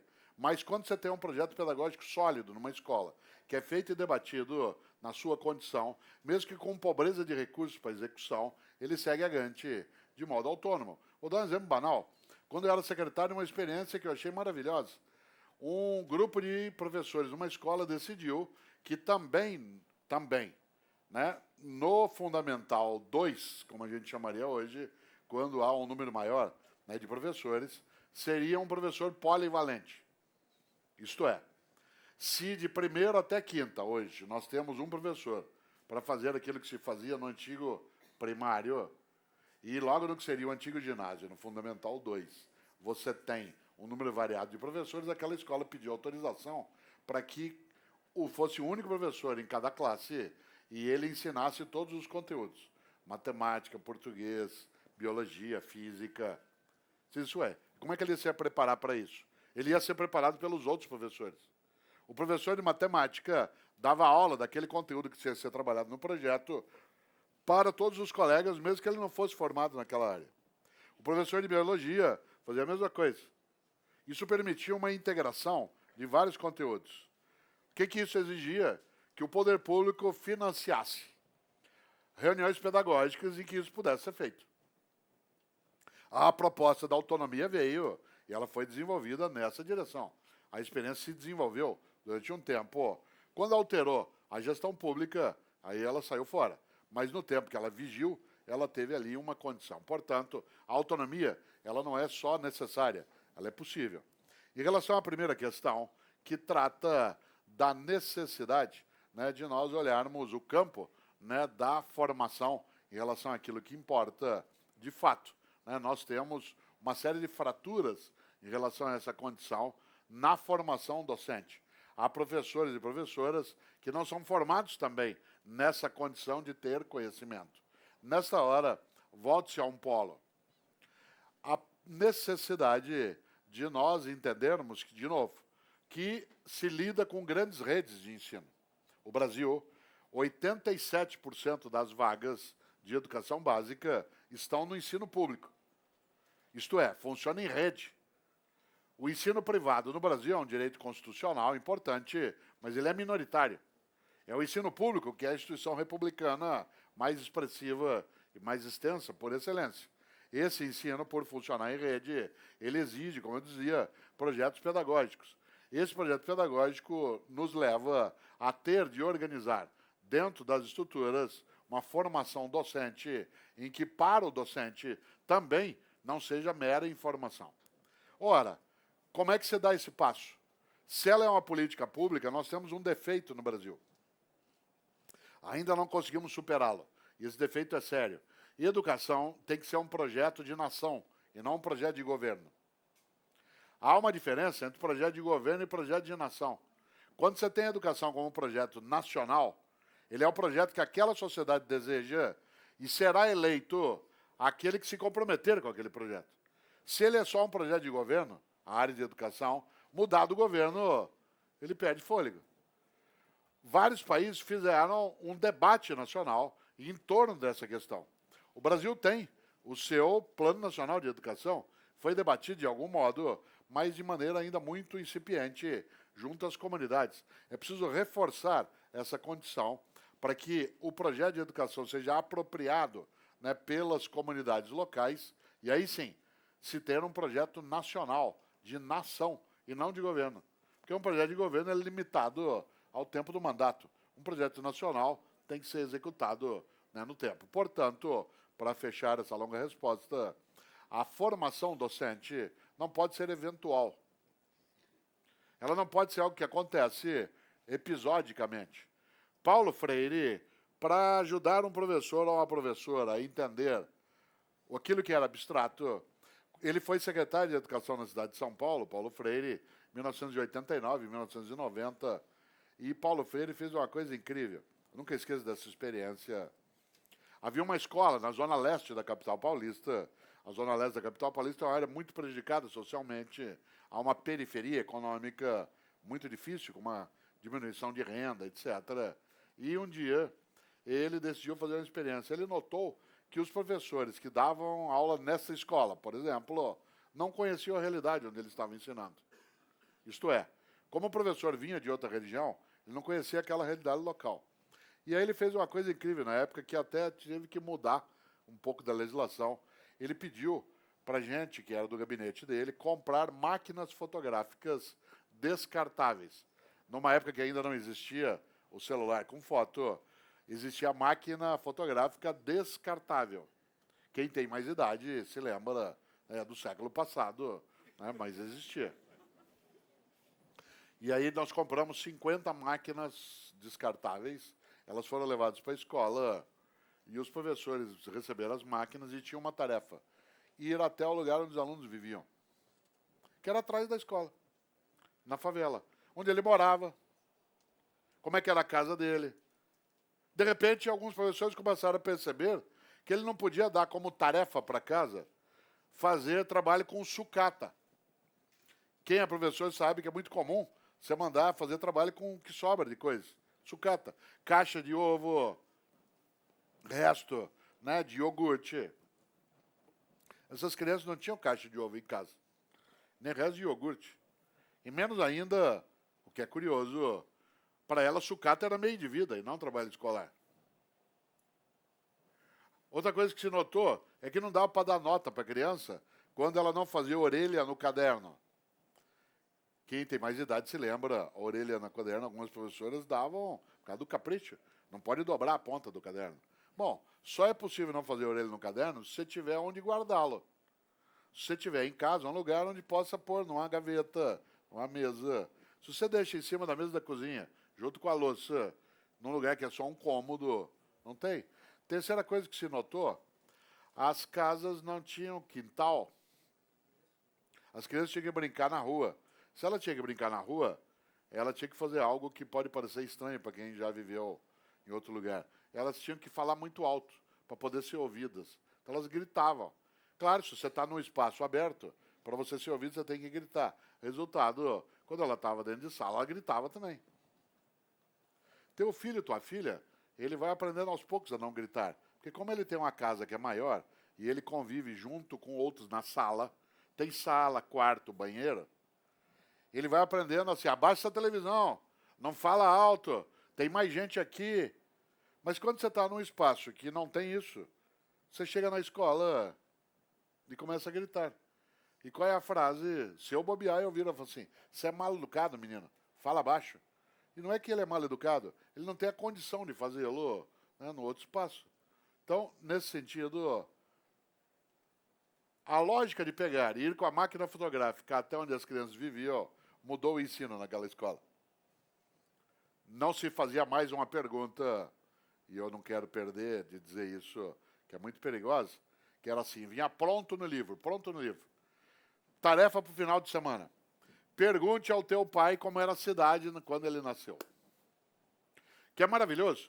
Meus filhos chegaram em casa várias vezes com essa pergunta. Encrenca nas periferias sociais. Nem sempre a criança conhece o pai. Às vezes são 3, 4 filhos de pais diferentes. Também hoje está sendo mais comum isso nas camadas médias, com os rearranjos familiares. Parênteses, você imagine o que significa a escola não se atualizar em relação a como é que ela organiza o Dia das Mães, ou o Dia dos Pais. Em famílias que hoje são interrelacionadas, às vezes a mãe é a mãe, mas o pai é pai de outro, ou o pai não está ali, o pai está em outra família. Precisa cuidado no modo como lida com isso, porque do contrário você traumatiza. Aí a menina lá da periferia recebe a seguinte tarefa na sexta-feira. Pergunte ao seu pai como era a cidade quando ele nasceu. Mas ela não conhece o pai. Ela não encontra o pai. Qual é a consequência? Aos 10 anos de idade, quando ela vai para a escola na segunda-feira, ela não vai. Porque como ela não fez a tarefa, ela se sente culpada. Ou se vai, nesse dia, ela senta lá no fundo. Como ela não fez a tarefa, ela fica quietinha no fundo e a gente, com a nossa capacidade persecutória, começa a aula dizendo, você, leia a sua tarefa. Eu não fiz, professor. Eu não ouvi. Eu não fiz a tarefa. Fala alto, menina. Eu não fiz a tarefa. Vagabunda. Já falei, você não vai ser nada na vida. Sabe o que você vai ser na vida? Nada. Você vai ser empregada doméstica. Que é o que a mãe dela é. Você não vai ser ninguém na vida. Você vai ser faxineira. Parece tonto. Ao contrário. O conhecimento da realidade local, da vivência, em qualquer instância, impede que as pessoas sejam machucadas, diminuídas, degradadas e abstraídas naquilo que são. Isso vale em outras áreas. No campo, por exemplo, da enfermagem. Quantas vezes, aqui há várias pessoas que atuam na área de saúde, é preciso cautela. Por exemplo, no modo como você se aproxima de um paciente. Quantas vezes se lutou para que na área de enfermagem se tirasse o diminutivo? Você já está ali no hospital, você já está ali no leito, está todo perfurado, não conhece o lugar, todo mundo usa termos que você desconhece, te enfia coisa goela abaixo, você não lê nada que está pingando ali. E aí entra alguém e diz assim, e como é que está o doentinho? Já fez seu xixizinho, tomou teu remedinho, comeu sua comidinha, você vai ficando menor cada vez mais. Se a pessoa já está diminuída, a linguagem é decisiva, para não diminuir mais ainda. Ou o uso apropriado na alimentação hospitalar de comidas que sejam do cotidiano das pessoas. Vem sopa de aspargo. Será que nutricionalmente não existem outras coisas do cotidiano ligado ao arroz, ao feijão, a coisa que se consome? Diz, não, mas é porque... Qual é a lógica? É o desconhecimento da realidade que está à volta. Por isso, quando a internet nos pergunta, vale muito pensar. Para dar o passo, tem que saber por onde está andando. E aí? Olá. Eu queria fazer duas perguntas. A primeira, voltando ao tema da curadoria. Quando você começa a definir curadoria, eu fiquei, além dessa parte toda voltada para o conhecimento, para a educação, eu fiquei também pensando e fazendo uma ligação que talvez tenha mais sentido para o Dimenstein, mas que é a relação entre curadoria e jornalismo, ou seja, o papel do editor, daquele que seleciona, daquele que organiza, daquele que prioriza o que vai dizer, o que vai falar. Eu queria ver se você poderia fazer uma solução dessa para a gente ficar também na questão da transmissão da informação, na questão do conhecimento fora da questão educacional propriamente. Essa uma. E a outra, uma coisa que o tempo todo que foi me surgindo foi, por acaso, uma frase de uma peça acho que é do Rei Lear, em que o bobo da corte olha para o rei, que está envelhecido, e fala: coitado, ele ficou velho antes de ficar sábio. Então, eu queria que você também comentasse essa questão do conhecimento e da sabedoria com esses dois temas. O primeiro tema vale demais, e ele vale especialmente por uma ideia.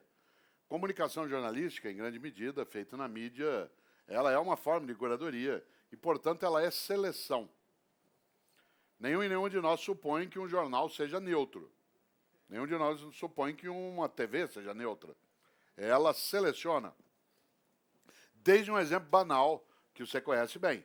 Por exemplo, o grande Leonardo da Vinci inventou, né, dentro da pintura, algo que é decisivo no campo da exposição gráfica, que é a linha de terço, que era uma maneira de você fazer um desenho dentro de determinado corte perpendicular, que ao ser dividido, né, em várias direções, no retângulo, onde estivesse naqueles pontos de cruzamento, tudo que ali está, nosso olho vai para lá automaticamente. É uma questão de exposição gráfica. Várias vezes em jornais se fazia o corte de uma foto de alguém, fazendo com que na primeira página essa foto estampada levasse o passante ou o leitor a olhar necessariamente para um ponto. Se faz isso em outdoor, se faz em publicidade. Toda a seleção é um corte, é uma escolha, ela é uma preferência. Uma das coisas que o mundo da internet trouxe hoje é que nós não temos mais a exclusividade da edição. Não dá para você editar um jornal, não dá para editar um café filosófico sem você fazer as aparas, tirar partes, conectar outras. É feito de escolhas. A novidade hoje, na curadoria, é que essa escolha pode ser feita de outros modos. Uma parte das pessoas hoje já não lê mais jornal no sentido de papel, mas se informa e procura outras fontes e vai em outros lugares e não tem um único lugar onde você deposita tua confiança. Nesta hora, o Dimenstein no livro desenvolve isso muito bem, colocando o quanto que, claro, o editor de uma revista é a mesma coisa que alguém que organiza o conteúdo de uma aula. Ele diz: isso vai, isso sai. Isso vai, isso sai. Um jornal de TV é editado de acordo com os interesses. Isso é. Mas e como é que seria para ele ser neutro? Não existe neutralidade. Você pode ser objetivo. Objetividade é diferente de neutralidade. É impossível que eu, Cortella, como docente, como jornalista, como comentarista de rádio e TV, que eu seja neutro. Eu sou objetivo no que quero fazer, mas neutro não sou. Carrego meus valores, minhas ideias, procuro impedir que os meus pré-conceitos venham à tona, mas a neutralidade, ela não tem ali espaço. Por exemplo, você pode, com toda razão, saber um jornal de TV, dependendo da ideologia ou da religião da emissora, ela vai anunciar a morte de alguém de um modo ou de outro. Se você é uma emissora que tem fundamentação religiosa, você vai dizer: foi sepultado hoje o corpo de Mário Sérgio Cortella. Se você não tem convicção religiosa, você diz: foi sepultado hoje Mário Sérgio Cortella. Não é tão sutil assim. A diferença é: foi sepultado o corpo, significa que eu estou fazendo uma distinção entre o que foi sepultado e o falecido. Se eu digo foi sepultado Mário Sérgio Cortella, lá me fui, por inteiro. Se é o corpo, sobrou alguma coisa. Onde está? Talvez o editor saiba. Mas é seleção, é escolha. Currículo é isso, livro é isso. Esse livro, a Era da Curadoria, ele resulta de um diálogo entre nós dois. Esse diálogo, ao ser editado, teve que deixar de lado algumas coisas e escolher outras. Por último, dentro disso, depois pega tua outra questão, que também é boa. Será que é possível ser neutro? Não. Mas é possível, hoje, com o mundo da digitalização, ter muito mais fontes para eu não ficar recluso numa única condição. Por isso, aumentou a possibilidade de eu editar por mim mesmo. Isto é, eu leio a mesma notícia em vários veículos, amplio a informação consulto fora, né, naquilo que posso usando a internet. E aí eu construo um pouco a minha posição. Diminuir um pouco o domínio, né, nesse sentido. Mas a internet não é isenta de tolices. Né, como disse com grande sabedoria um dia Humberto Eco, né, ela permite um número de asneiras também, né, que é imenso. Permite sabedoria e asneira. Aí conecto a tua segunda questão, né, que você lembra na peça, que pena, morreu muito cedo, né, não deu tempo nem de ficar sábio. Há uma diferença entre informação e conhecimento. Informação é cumulativa, conhecimento é seletivo. O que é sabedoria? Distinguir uma coisa da outra. Isso é sabedoria. É quando você chega no estágio que você é capaz de, dominando as informações que tem, apropriar-se delas de uma maneira que seja robusta para a tua vida. Claro que a idade pode facilitar isso, às vezes não. Há pessoas que são velhas e há outras que são idosas. Eu tenho na editora Papis um livro com a Terezinha Zeredo Rios, chamado Vivemos Mais, Vivemos Bem, em que a gente dialoga sobre a diferença entre ficar idoso e ficar velho. Idoso é uma pessoa que tem bastante idade. Velho é aquele que acha que já está pronto, que já sabe, que já conhece, que não muda mais. Eu, por exemplo, lido com gente idosa. Platão, Aristóteles. Nenhum deles é velho, o pensamento deles está vivo. Paulo Freire é vivíssimo. Uma pessoa cujas ideias são idosas, não são velhas. Olha só. Claro. Quer ver que é sabedoria, Mário? Minha mãe, 87 anos de idade, fala, filho, cuida do corpo direitinho, que o corpo é uma coisa tão boa, que se você cuidar dele direitinho, dura a vida toda. Isso é sabedoria, certo? Outra sabedoria vale para o nosso país. Não há mal que sempre dure, nem bem que nunca se acabe. Certo? Isso significa paciência em relação a algumas coisas. Nada de ansiedade. Há uma ansiedade muito grande das pessoas no dia a dia. E eu nunca esqueço, idade longa ajuda. Um dia nós éramos um grupo de brasileiros num debate com o ex-reitor da Universidade de Cambridge. Para vocês terem uma ideia, Cambridge foi fundada em 1202. A nossa universidade mais antiga, a USP, é de 1934. Já havia faculdade no Brasil, mas a universidade mais antiga, a USP, é de 1984. Cambridge tem mais de 800 anos. E nós éramos um grupo de brasileiros num debate, e ele também. E uma hora ele olhou para nós e falou assim, vocês são muito ansiosos, vocês precisam ser mais calmos. O mais difícil é nos primeiros 400 anos. Isso vale para o conhecimento, para a nação, para as nossas questões, vale para a curadoria. Por último, me alonguei, mas não queria perder. Há situações em que a sabedoria se concentra nas pessoas mais idosas, em outras não. Mas os africanos têm um ditado, na África negra, porque a África não é um país, é um continente, mas na África de base, né, das sociedades negras, há uma frase que eu acho maravilhosa. Eles dizem, quando morre um velho, é como se incendiasse uma biblioteca. Quando morre um velho, é como se uma biblioteca pegasse fogo. Eu tenho uma questão na vida, citei Humberto Eco, que é muito séria para mim. E ele me perturba sempre, às vezes eu acordo pensando nela. Citei Humberto Eco, o livro Nome da Rosa, para quem lê o livro, que é magnífico. Quem viu o filme, se lembra que é uma cena clássica. Há uma hora que o mosteiro pega fogo. E a biblioteca pega fogo. E há uma personagem, que é o William de Baskerville, que no cinema é feito pelo Sean Connery, que está lá e ele vê aquilo pegando fogo.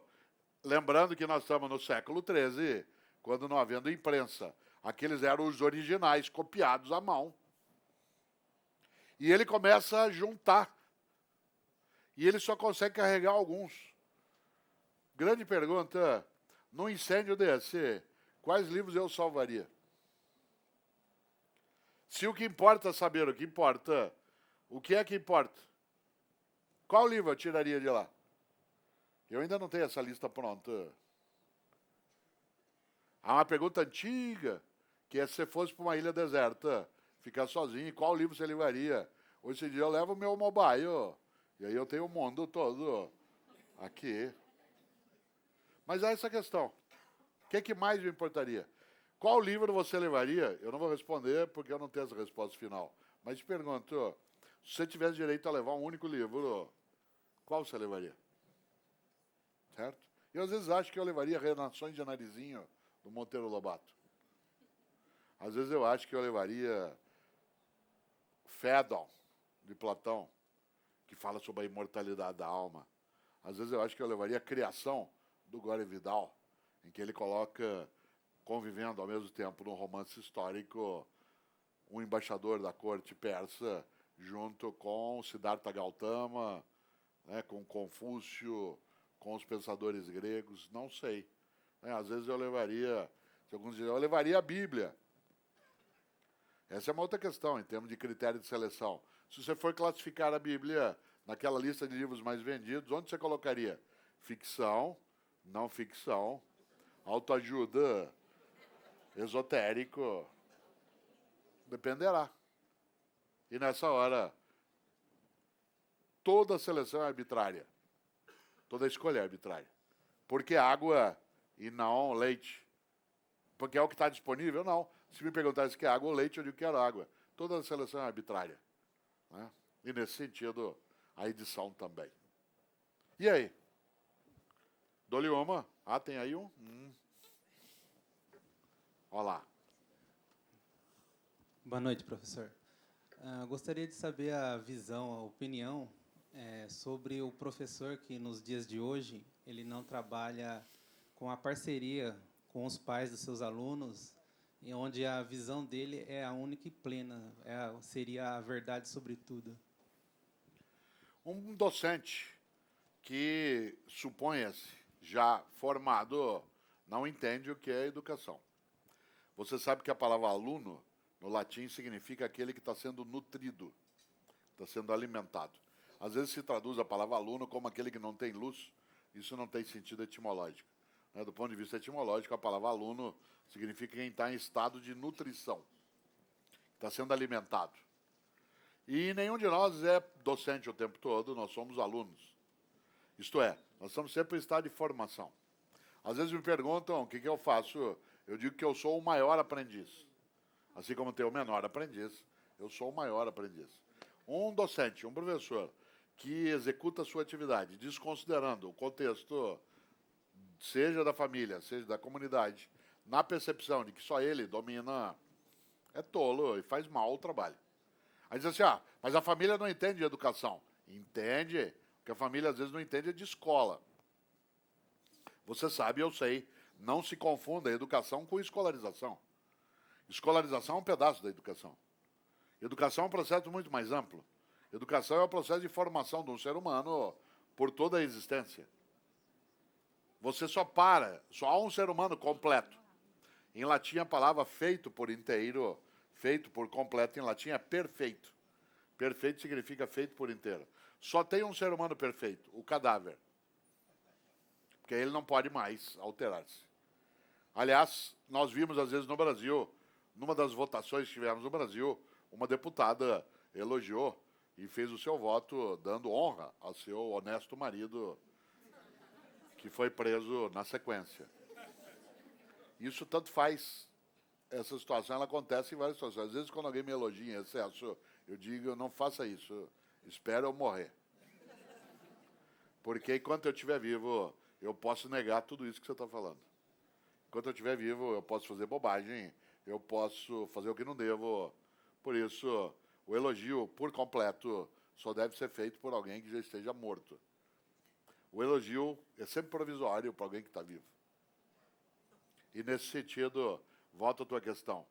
Um professor que se considera perfeito, ele desconhece que a família não entende, às vezes, de escolarização, que é o processo de ensino-aprendizagem, organização curricular, estrutura de formação, mas de educação entende, e muito. Aliás, é ali que as crianças têm a sua formação inicial. Por isso, esse professor precisa ser convencido. Ele precisa ler um pouco de Rubem Alves. Precisa ler um pouco de Rubem Alves. Aliás, bastante de Rubem Alves. Se der, lê só Rubem Alves durante um ano. Tem, mas eu tenho outras. E aí, sim, quem sabe, ele, para usar uma expressão do Darcy Ribeiro, esse professor ele é capaz de se desasnar. Darcy Ribeiro dizia, preciso desasnar de algumas pessoas, para ela deixar de ser asno. Certo? E aí? Lá? Oi? Tudo bem, professor? Tudo. Boa noite. Eu sou doutoranda e há pouco tempo eu comecei a lecionar no ensino superior e um comportamento que eu tenho observado nos alunos é essa prática indiscriminada, que o senhor já falou na palestra, do copiar e colar, e como a informação vem de muitos pontos diferentes, nem sempre, ou na maioria das vezes, as informações não são confiáveis. Então, os trabalhos produzidos, muitas vezes, são de baixa qualidade ou também não confiáveis.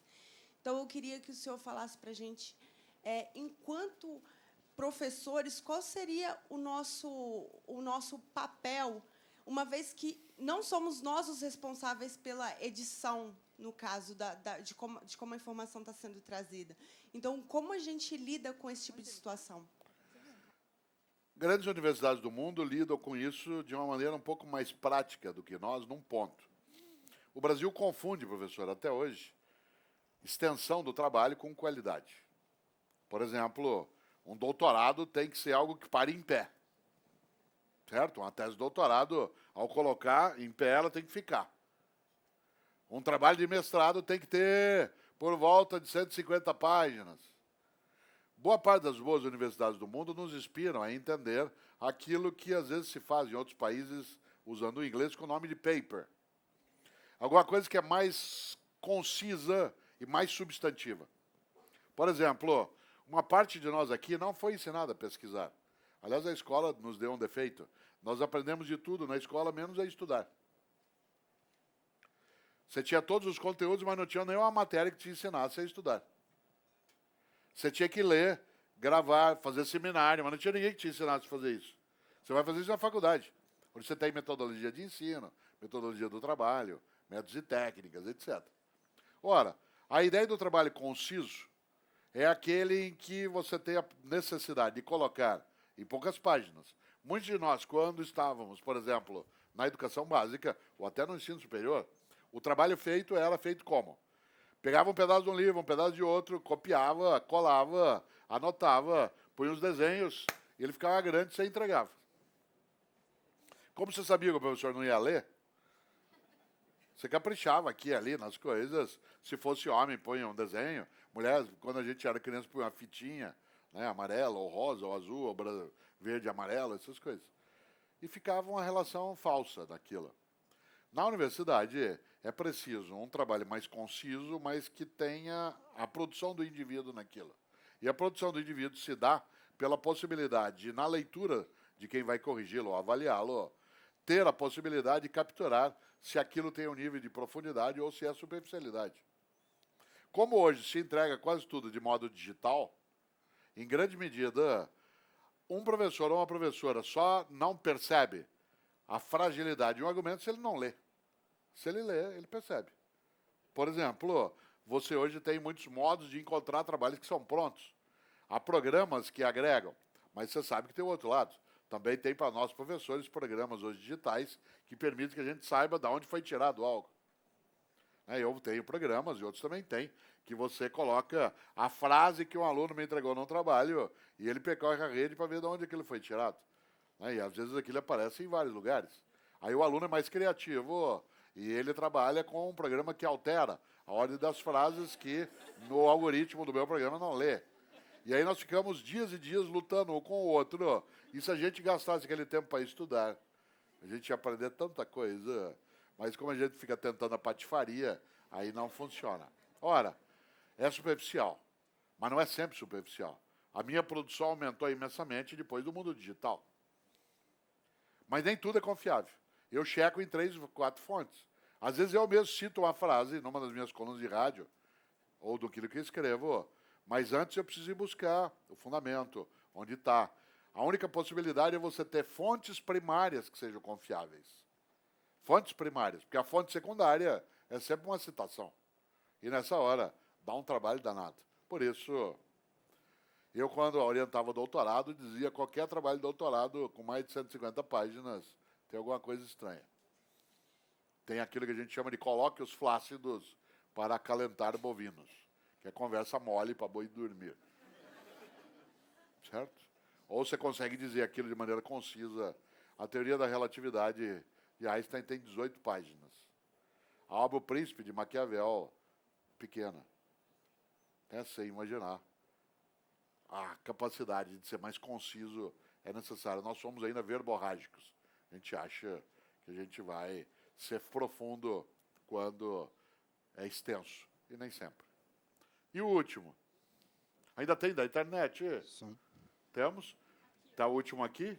Tem alguém aqui? Ah, tem lá um? Então, penúltimo, desculpe, e último K. E aí? Doutor, boa noite. É uma honra estar aqui com o senhor. Obrigado.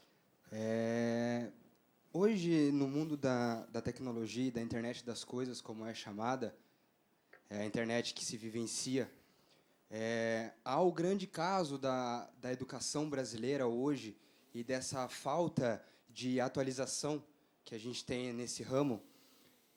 A minha pergunta ela vai voltada para a própria internet, para essas crianças que não têm um certo controle dentro dessa internet. Então, por exemplo, a responsabilidade que os pais eles têm em cima dos professores que lecionam essas crianças e passam grande parte de sua vida dentro de suas escolas, mas também aos avatares dessas crianças dentro da internet, onde elas aprendem pelo próprio flow da internet, que as trazem ali as informações. Então, como a filosofia ela trata essa desordem da criança perdida numa internet imensa, cheia de possibilidades, com a formação do caráter dela? Ainda não trata, porque isso é muito novo. Se você observar, o acesso às plataformas digitais de maneira extensa, como se tem hoje, é algo muito recente, é dos últimos 5 anos. Se você observar, até há 12 anos nós não tínhamos as redes sociais. Nós não tínhamos mobiles, os primeiros aparelhos que permitem que você use como computador e que é um aparelho mobile, eles são de 2010. Não deu tempo ainda na reflexão filosófica para se lidar tanto com isso. Mas no que pode ser lidado, que um outro autor escreve nessa direção, e o Gilberto de Menstein faz uma análise disso também no livro Na Era da Curadoria, o que vale pensar é o quanto que o que pais e mães podem fazer é uma formação que não depende exclusivamente da escola e que os leve também a se interessar por aquilo que os seus filhos estão se interessando. Isto é, acompanhar. Por exemplo, pessoas se iludem em relação a isso. Uma parte das crianças e jovens hoje tem um domínio digital imenso e ele pode te enganar. Há 20 anos apareceram aqui no Brasil em força os primeiros vídeos cassete. Quando não havia ainda o DVD e o videocassete, ele substituía. E ele permitia, por exemplo, que uma criança de 10 anos de idade, que dominava aquilo, fizesse uma coisa que o pai não sabia, que era programar o videocassete para gravar um programa que passava 1 da manhã. E o pai mandava o menino dormir às 10 da noite, para ele não ver nada que não prestasse. E à noite os videocassetes ligavam sozinho. E ele via às 10 da manhã, enquanto o pai estava no trabalho. Você está hoje aqui, o que teu filho está vendo agora? Será que ele não está na internet, numa comunidade fabricante de bomba? Você diz, eu não sei. Bom, você tem que saber. Aí você chega lá e diz assim, bom, eu vou dar um pega nele. Aí, a hora que você chega em casa, você vai e abre a porta do quarto de repente, igual teu pai fazia, para ver se te pegava. E ele domina aquela tecnologia. O que ele faz? Ele bate o dedinho só numa tecla, e muda a página do computador. Aparece uma foto de Santo Expedito. Por uma graça recebida. Você fica todo tocado, sai e ele volta.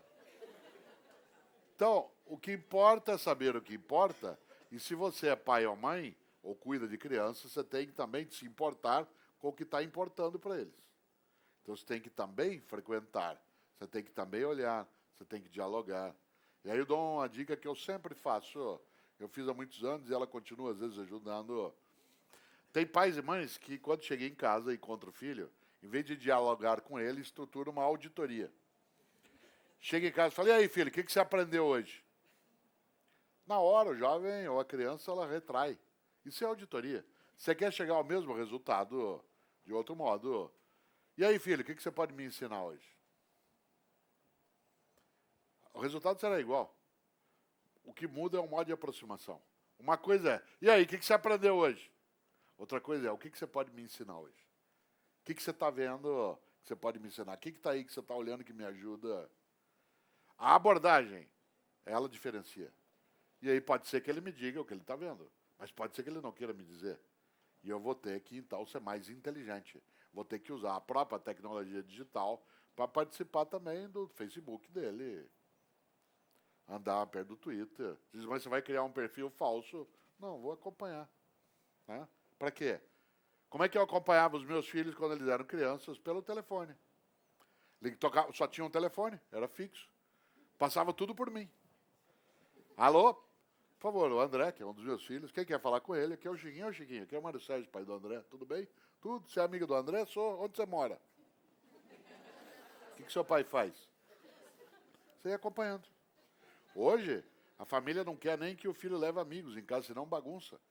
Você quer uma coisa triste na vida, é uma sala de casa arrumada. Uma sala arrumada, com almofada no lugar, é um lugar de gente morta. Uma sala tem vida. A almofada no lugar é sinal de que ela não está sendo usada. Então não tem vida. Se não tem vida, não tem. Com quem seu filho anda? Não sei. Por quê? Porque ele não vem na casa. Não faz trabalho. Ah, bagunça tudo. Bom, mas é assim que você conhece. Você supervisiona desse modo. E tem que fazê-lo também pelos modos digitais. O último. Mário, eu vou ser bem sucinto. A questão é, hoje em dia, com o surgimento dessas plataformas online, do tipo EDX, Veduca, onde você tem acesso à educação e tudo mais, e você tem contato com uma cultura de ensino diferente do que existe no Brasil, você acha que as pessoas que têm contato com esse tipo de educação, elas vão se inclinar mais para isso? Você acha que existe a possibilidade da internacionalização da forma de aprender do que as pessoas se orientarem pela educação que é influenciada hoje pelo Estado? Tanto na educação pública quanto na educação privada, você tem a orientação do MEC. Você acha que esse é o futuro da educação? Você acha que as pessoas buscarem a educação pelo YouTube, de maneira individualizada e customizada, é o futuro? É um deles, mas não de maneira isolada. Isto é, qual é a mais antiga plataforma de ensino à distância? Livro. Aliás, ele foi inventado para isso. A plataforma pode ser papel, pode ter sido papiros, pode ter sido pergaminho, mas o livro de página, de rolo, seja o que for, é a mais antiga plataforma à distância. Você levava para casa, para onde você estava. As tecnologias, elas trouxeram hoje outras plataformas. Essas plataformas, elas são concomitantes. O livro não desapareceu, a tal ponto que várias pessoas aqui hoje estão com livros. E você gosta de livro, eu também gosto. Mas eu também gosto daquilo que aparece na rede. E eu faço comentário de rádio. Quem diria que o rádio, que é uma invenção do século XIX, ia voltar à tona? Você fica mais tempo do teu dia ouvindo rádio do que assistindo TV. Por causa do trânsito. O trânsito trouxe o uso do rádio, mas não é o mesmo rádio. É uma rádio que toca só notícia. Ou São Paulo tem uma coisa maluca, na capital, não é que não é necessário, é maluco, uma rádio que faz só trânsito. Você passa o dia ouvindo o trânsito. Vai para lá, vem para cá, sai, helicóptero em cima, parece que você está numa zona de guerra. E tá. Eu não deixo o rádio, não deixo a TV, não deixo a plataforma digital. Vai mudando, eu vou tendo convergência de mídia, vou acessando no meu mobile, a aula que está no YouTube que você lembrou, a aula do Cortella que aparece em algum lugar, mas eu também vou ao livro. O que a gente tem hoje, que eu acho que é o futuro, é uma concomitância. Isto é, uma simultaneidade dessas plataformas. Ninguém lê só um livro. Também assiste o Café Filosófico, também vê programas e vê noticiário, também vê entretenimento, também ouve rádio, também vai ao cinema. O cinema não desapareceu. Ah, o cinema vai fazer o teatro sumir. Claro que não. Ah, o teatro vai desaparecer na hora que nós tivermos... São outras plataformas, e elas são concomitantes. Agora, a gente não pode dispensar nenhuma delas, e eu concluo lembrando aquilo que eu disse antes. Nem formatofobia, nem formatolatria, nem a adoração do mundo digital, e nem a recusa a ele. Agora, eu não tenho dúvida de que essa internacionalização ela é um fato. Eu tenho hoje muito mais acesso a aprender coisas em outros lugares, de algum modo, do que exclusivamente no meu território exclusivo, fechadinho, parado. Isso sim, mas que é concomitante, não tenho dúvida. Aumentou a venda de livro no mundo digital, aumentou a venda de livro de plataforma papel.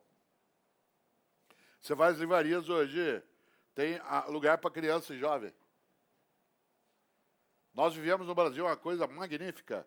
Os meninos voltaram a ler, e as meninas também. E ele é livro grande. Livro de vampiro, de tromba, mas ele é livro grande. O Brasil viveu em 2015 uma coisa curiosíssima. Foi um boom de mercado. O menino lia livro e a mãe dele pintava mandala. O presente mais dado para mães em 2015 foi livro para colorir. Lápis de cor. Aquela caixa de lápis de cor que nós sonhávamos na vida. Presente para a mãe, para ela ficar desenhando mandala. O menino lendo um livro de 400 páginas e a mãe desenhando mandala. É mais ou menos como o emoticon. Mas, por outro lado, também, essa capacidade de...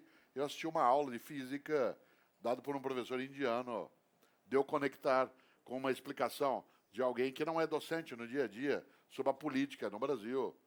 Isso tudo é um mundo maravilhoso, desde que, e aí eu fecho, a gente tenha a curadoria disso. Isto é, que eu não faça isso de modo isolado, que eu faça de modo integrado, com gente que me auxilia a fazê-lo. Às vezes é alguém como você, que me auxilia a fazê-lo, às vezes eu te auxilio.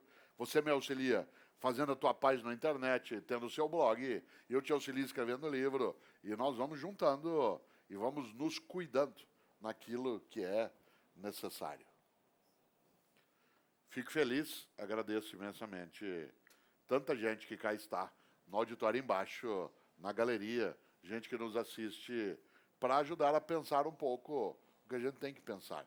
Isto é, quando a expressão é o que importa saber o que importa, e a gente lota esse espaço aqui hoje nos outros, é sinal de que isso importa.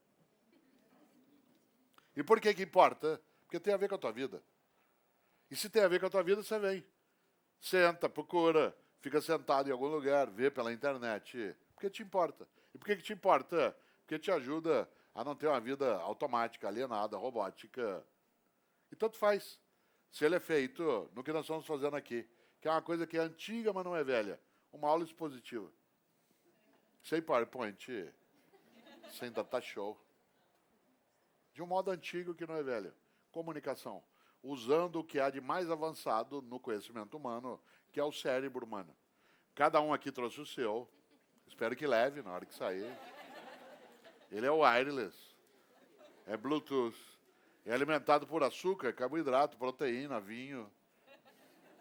Tem 3 milhões de anos de uso. E foi ele que inventou tudo isso. Por isso, nosso grande curador é a capacidade de nos juntarmos. Essa curadoria coletiva, e eu fico agradado que numa noite como hoje, tantos e tantas aqui venham para pensar um pouco que nos importa aquilo que a gente carrega, aquilo que a gente traz. Obrigado.